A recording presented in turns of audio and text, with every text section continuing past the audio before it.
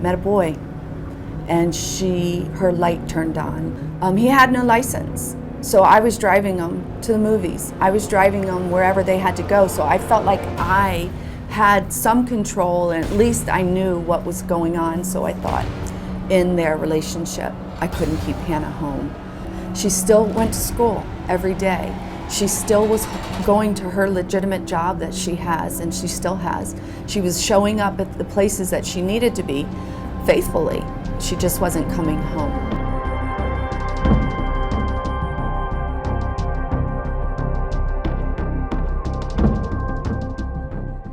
We knew there was something going on that was bad, but we didn't know what. I didn't suspect that really her boyfriend was involved in it. I thought maybe the worst thing, drugs.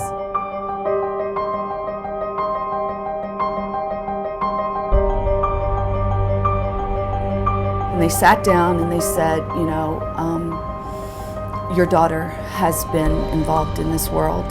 And I said, why do you have a folder with her boyfriend's name on it? And they said, he's her pimp.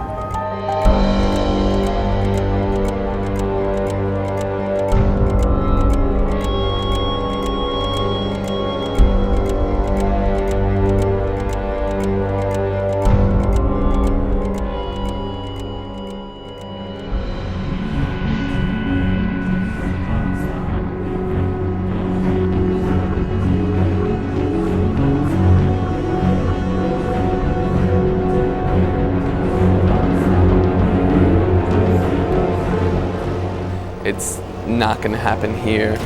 We're one of the wealthiest counties in the nation. It just wouldn't happen to us.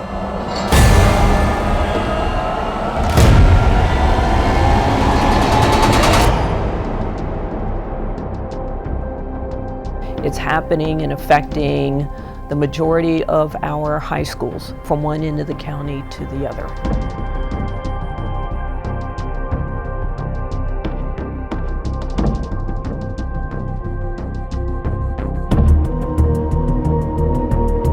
The majority of the trafficking that we see here in Northern Virginia is sex trafficking, and particularly with our teen population. Trafficking in general absolutely can happen to boys or girls.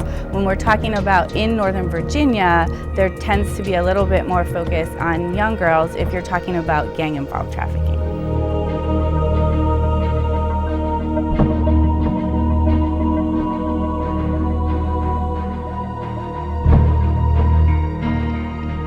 It's all about controlling another human being. So they are lured into that lifestyle some way, into having sex for money. It could also be things like exotic dancing, stripping, things of that nature. So all these are kind of included with what we're talking about, this teen sex trafficking issue. So here in Fairfax County in Northern Virginia, we've worked with victims as young as 12. All the way up through adults.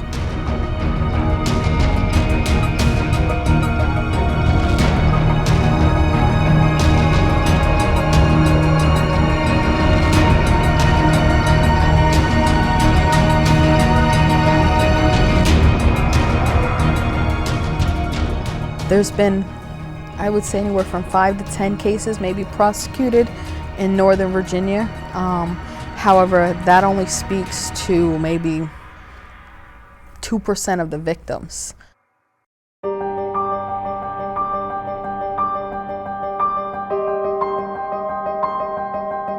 That particular group attempted to recruit over 800 girls here in Fairfax County that we know about. And I think what was a little scary for me during the course of that investigation was none of those 800 girls ever came forward and reported that they were attempted to be recruited into this.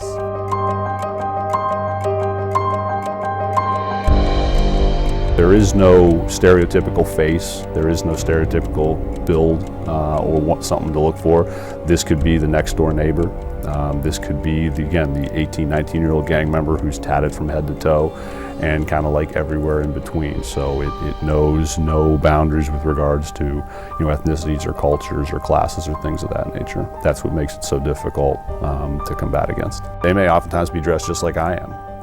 clean cut, maybe clean shaven, and they're walking up to these girls, again, the same way any normal kid would if he wanted to approach a girl that he liked for a date, or wanted to take her out, or thought that she was cute.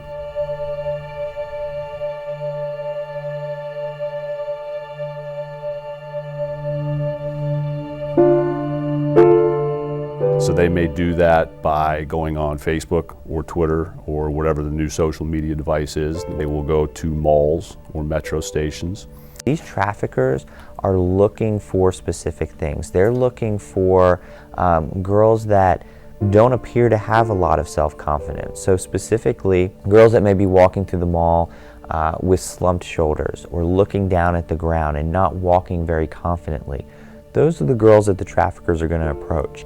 If they walk up to a girl in the mall, at a metro station, wherever, and the guy says to the girl, you know what, I've been noticing you from a distance. I think you're one of the prettiest girls I've ever seen. Would love to take you out. If that girl's head drops to the ground and she starts looking at her shoes with her eyes down, he knows he's got her.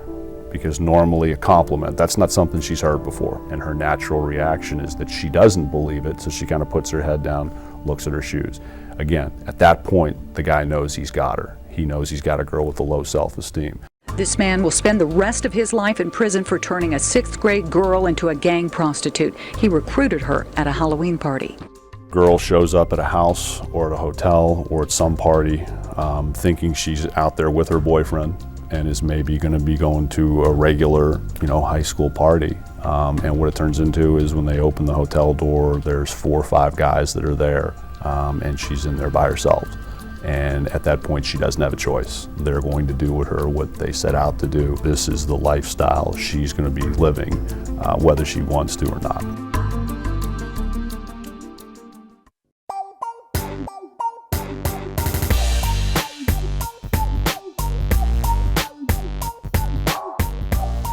Just random faces, random guys, showing up and, going, taking the girl to the back here and there.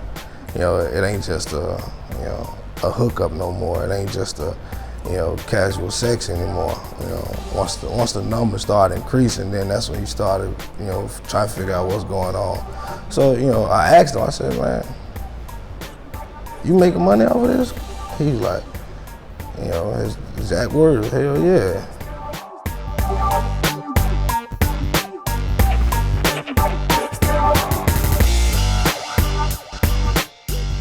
Just that fast, I was the driver and the scout. I had the females, I had the means of transportation, and I knew the area because that was my neighborhood.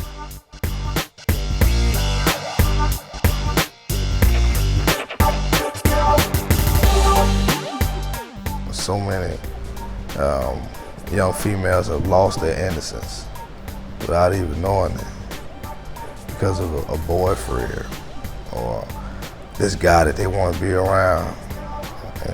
Pretty much you sold your soul to me.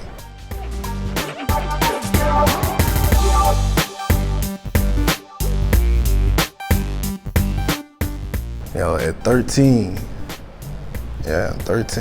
I was smoking blunts. I was drinking 40s.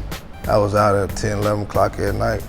How is it possible for a 13-year-old to be out the house when it's dark outside, let alone 10, 11 o'clock, smoking weed, hanging with everybody that was, I was always the youngest. Everybody else was 18, 19, out of school. Here I am, at 13, I gotta go, I'm in like the 6th, I'm about the 7th, 8th grade. How in the hell is it possible for me to be out at this point in time?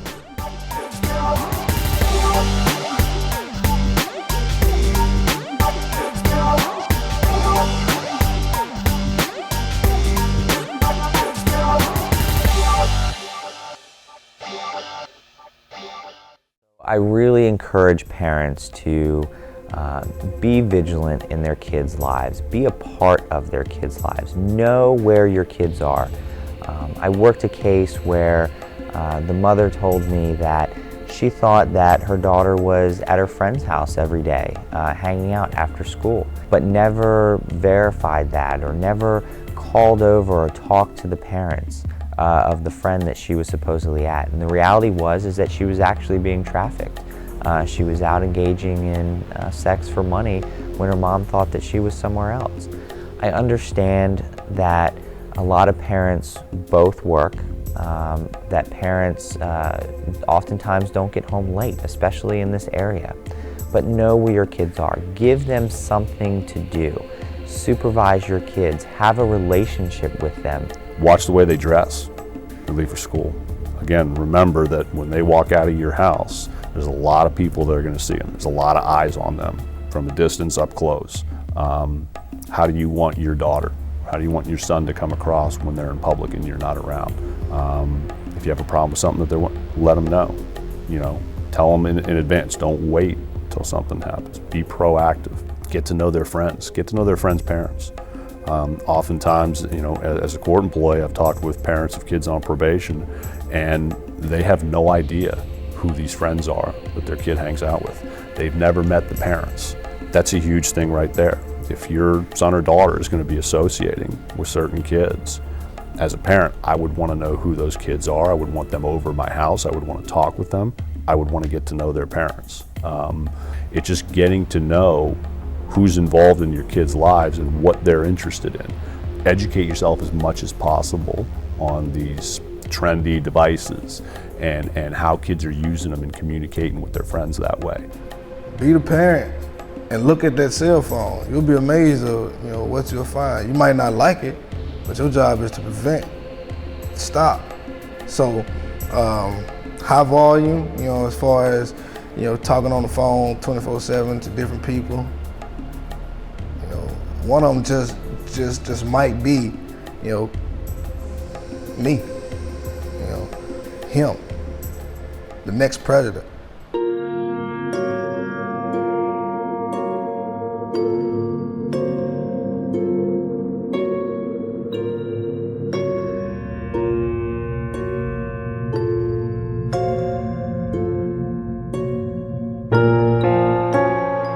We really encourage parents to do what we call friend checking, where they have access to their kids' social media and ask them, how do you know this person? Tell me who this person is here.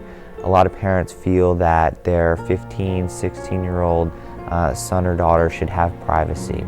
But we really have to be careful because there's a fine line that we walk between giving them privacy and space and keeping our kids safe. And so if there's something that our kids don't want to share with us or won't share with us, that should be a red flag. Why do they not want to share that with you? Why do they not want to let you see these particular messages? Because maybe there's something inappropriate going on. Ask, figure out what's going on, because if you just let those kind of things go, my worry about stuff like that is kids' level of risk-taking just increases and increases and increases because they're thinking, they're not going to check on me. They get comfortable here at this level. Then their level of risk-taking goes up more and then more, and before you know it, they're in a situation which is pretty problematic.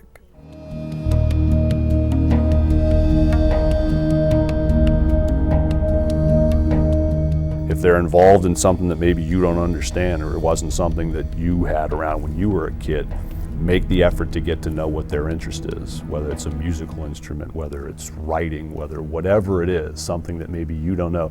Your kids will see that. They'll see that you as the parent are taking an interest in him or her. That'll give them that positive feeling. That'll give them that feeling of self-worth. And that's the biggest way to combat them from having someone come up and approach them and have their self-esteem hyped up by someone who's in it for the wrong reasons.